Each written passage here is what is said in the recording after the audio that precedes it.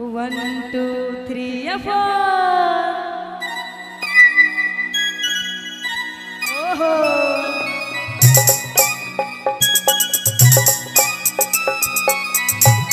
एक ताली हो जाए इधर से जोरदार ताली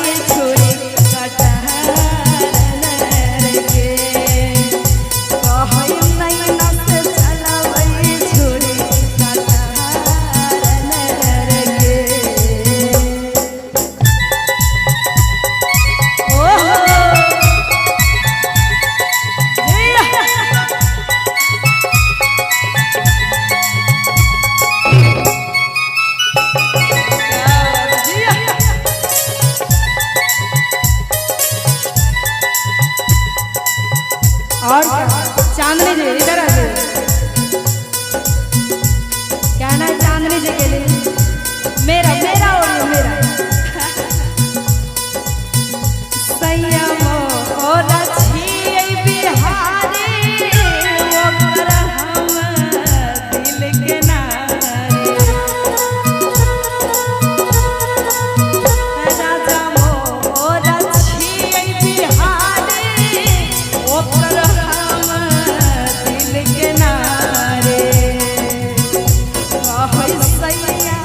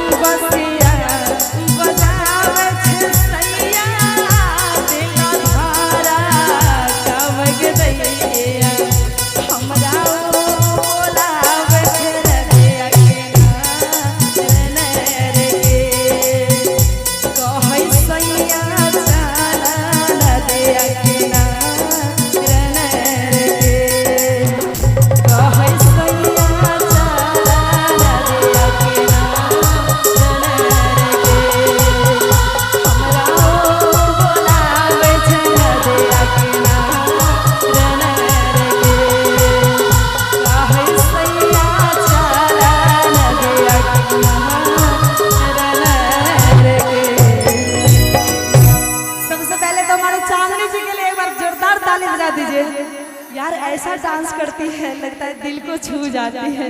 क्या बात है, बड़ा ही क्यूट है और बड़ा ही क्यूट आपका डांस है।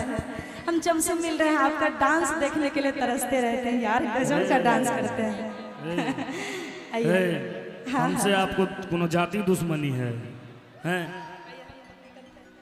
हाँ